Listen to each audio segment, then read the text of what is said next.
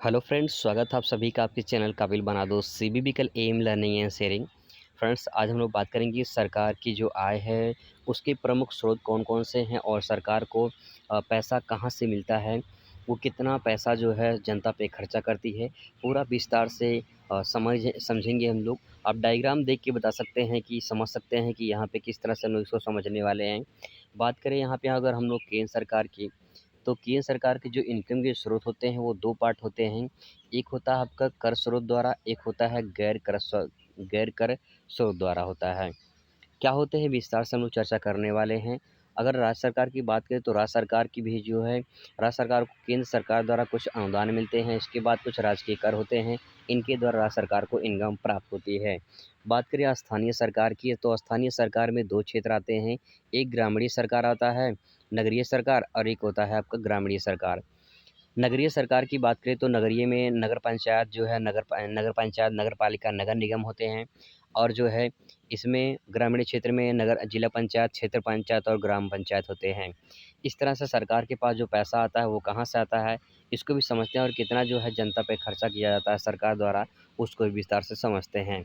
तो चलिए शुरू करते हैं वीडियो को, समझते हैं विस्तार से। तो सबसे पहले बात करते हैं फ्रेंड्स जो है केंद्र सरकार की जो इनकम है वो कहाँ से मिलती है केंद्र सरकार की। तो पहला पॉइंट है यहाँ पे मैंने बताया था कर स्रोत, दूसरा होता है गैर कर स्रोत। अगर कर स्रोत की बात करें तो कर स्रोत में सबसे पहला पॉइंट होता है एक जीएसटी के माध्यम से केंद्र सरकार को इनकम प्राप्त होती है। इसके बाद जो है आयकर द्वारा, निगम कर द्वारा, संपत्ति कर द्वारा, उपहार कर द्वारा। इसके द्वारा जो है इतने सारे जो कर आपके सामने दिखाई दे रहे हैं यहाँ पे, इनके द्वारा जो है सरकार केंद्र सरकार को जो है इनकम प्राप्त होती है। ये तो पहला स्रोत हो गया जो कर टैक्स द्वारा जो है इनको प्राप्त होता है। इसके बाद जो है जो नॉन रेवेन्यू द्वारा जो प्राप्त होता है वो होता है आपका गैर कर। इसमें क्या होते हैं इसको समझेंगे हम लोग, पहले उससे पहले इसको ट्रिक के माध्यम से इसको हम लोग याद कर लेते हैं कि गैर कर स्रोत जो होते हैं इसको कैसे हम लोग इसको याद कर सकते हैं।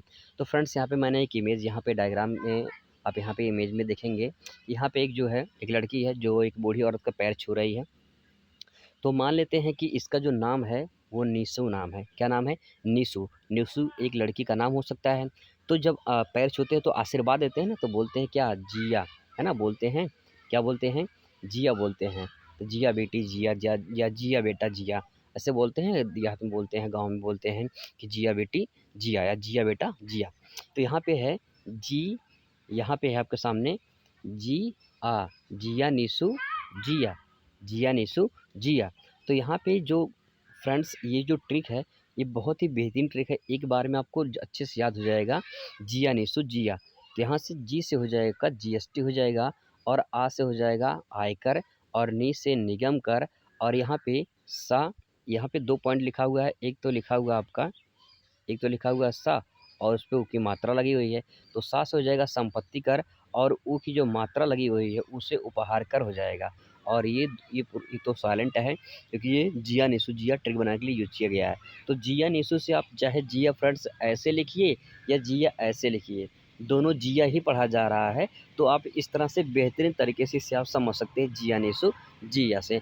अब बात करते हैं गैर कर स्रोत कौन-कौन से होते हैं, इसको भी विस्तार से समझ लेते हैं। दोनों को एक साथ कवर कर लेते हैं। तो फ्रेंड्स, यहाँ पे जो गैर कर होते हैं, ये प्रशासनिक कुछ प्राप्तियाँ होती हैं जिनके माध्यम सरकार को जो है इनकम प्राप्त होता है। इसके बाद सरकारी जो कंपनियाँ होती हैं उनसे जो प्राप्त लाभांश होते हैं उसके द्वारा सरकार को इनकम प्राप्त होती है। इसके बाद ऋण पे अगर ब्याज प्राप्त होती है उसको भी सरकार से जो है इनकम प्राप्त होती है। इसके बाद करेंसी और टकसाल, इसके बाद आर्थिक और सेवाएँ। करेंसी और टकसाल का मतलब ये होता है जी कि आरबीआई जो होती है, आरबीआई पैसा छापने का उसे अधिकार है आरबीआई को, यानी भारतीय रिजर्व बैंक ऑफ इंडिया को, रिजर्व बैंक ऑफ इंडिया को। तो करेंसी और जो टकसाल होते हैं, जो करेंसी छापती है रिजर्व बैंक ऑफ इंडिया, तो वहाँ से जो इनकम प्राप्त होते हैं वो केंद्र सरकार के पास ही जाते हैं। तो यहाँ से सरकार को प्राप्त होता है। इसके बाद आर्थिक सेवाएँ कुछ होती हैं जिसके द्वारा सरकार जो इनकम प्राप्त होती है वो सरकार के पास भी जाती हैं। तो यहाँ पे फ्रेंड्स विस्तार से समझ सकते हैं, यहाँ पे कर स्रोत और गैर कर स्रोत, ये दोनों डिटेल में आप समझ सकते हैं। यहाँ से जो है एग्जाम में सवाल पूछे जा सकते हैं। अब बात करते हैं अगले पॉइंट पर। जो अगला पॉइंट फ्रेंड्स यहाँ पे है कि राज्य सरकार को जो है आय कहाँ से प्राप्त होती है। तो सबसे पहला पॉइंट होता है कि उसे केंद्र द्वारा जो है सहायता प्रदान किया जाता है। इसके बाद कुछ राजकीय जो है राजकीय कर होते हैं।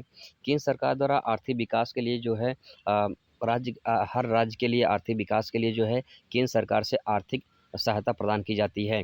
उसके बाद कुछ राजकीय जो है टैक्स होते हैं, जैसे कि एक होता है जीएसटी, जीएसटी, एक होता है जीएसटी, जीएसटी, मतलब कि स्टेट का एक हो जीएसटी होता है, एक आपका जो है सीजीएसटी होता है। एक सेंटर का जीएसटी होता है, एक स्टेट का जीएसटी होता है। तो यहाँ पे जीएसटी के माध्यम से भी जो है राज्य सरकार को इनकम प्राप्त होती है। अब इसके बाद जो है यहाँ पे जो है ये आपका राजकीय कृषि आय कर, इसके बाद है राज्य उत्पादन कर, फिर इसके बाद शराब जो है, अफ़ीम, तंबाकू, दवाइयों के क्रय विक्रय से कुछ संबंधित जो है इनकम प्राप्त होती है। फिर जल मार्ग, सड़क मार्ग, इसके द्वारा टैक्स जो है जो मिलता है सरकार को।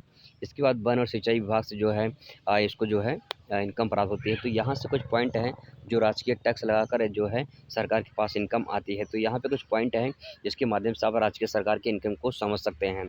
बात करते हैं फ्रेंड्स अगले पॉइंट पे। तो आपके सामने ये है स्थानीय सरकार की आय के स्रोत। अगर बात करें स्थानीय सरकार के आय के स्रोत, तो यहाँ पे 2 क्षेत्र हैं, एक है नगरीय क्षेत्र, एक है ग्रामीण क्षेत्र। नगरीय क्षेत्र में आपके नगर पंचायत, नगर पालिका, नगर निगम आते हैं, इनके अध्यक्ष होते हैं। इनके अध्यक्ष द्वारा जो है अलग-अलग क्षेत्रों में जो है टैक्स लगाए जाते हैं, उनके द्वारा प्राप्त होते हैं। इसके बाद यहाँ पे देखेंगे तो जो है जिला पंचायत जो सदस्य होते हैं, जो वो है, वो जिला अध्यक्ष का चुनाव करते हैं। क्षेत्र पंचायत जो सदस्य होते हैं, जिन्हें बीडीसी कहते हैं, उन्हें ब्लॉक प्रमुख का चुनाव करते हैं। और उसके बाद ग्राम पंचायत जो मुखिया होता है, जो प्रधान होते हैं, जो जनता द्वारा चुना होता है, उसे प्रधान कहते हैं। इनके जो इनकम प्राप्त होते हैं, कुछ इस तरह से प्राप्त होते हैं। आपके सामने कुछ लगभग इनके सेम ही होते हैं। यहाँ पे देख सकते हैं कि यहाँ पे नगरीय प्रशासन होता है और ग्रामीण प्रशासन में अगर बात करें इनकी जो है यहाँ पे इनकम की, तो इनकम में आप देख सकते हैं लगभग जो इनकम के समान ही होते हैं, क्योंकि यहाँ से जो है इनकम इससे प्राप्त होते हैं। राज्य सरकार द्वारा सरकारी, पहली बात तो उनको जो है राज्य सरकार द्वारा सहायता प्रदान की जाती है, जो सरकारी अनुदान होते हैं वो मिलते हैं। इसके बाद जो है कुछ किराया शुल्क उसका वहाँ से इनकम प्राप्त होते हैं। इसके बाद संपत्ति कर, जैसे हाउस टैक्स होता है, बिजली टैक्स होता है, पानी का टैक्स होता है, नगर निगम में आते हैं तो वहाँ पे लगता है। इसके बाद मार्ग शुल्क होता है, फिर अनुज्ञा पत्र शुल्क होता है, मतलब कि जो है अगर जैसे लाइसेंस वगैरह लेना हो तो उसके लिए जो है यहाँ पे कुछ जो है टैक्स जो मतलब इनकम देने पड़ती है, तो वहाँ से जो है इनको इनकम प्राप्त होता है। तो सेम यहाँ भी, सेम इसमें भी ये वही चीज़ है। तो यहाँ पे कह सकते हैं कि यहाँ पे जो है सरकार को, यहाँ से स्थानीय सरकार को इनकम प्राप्त होती है। तो ये पॉइंट था दोस्तों, समझने वाली पॉइंट थी।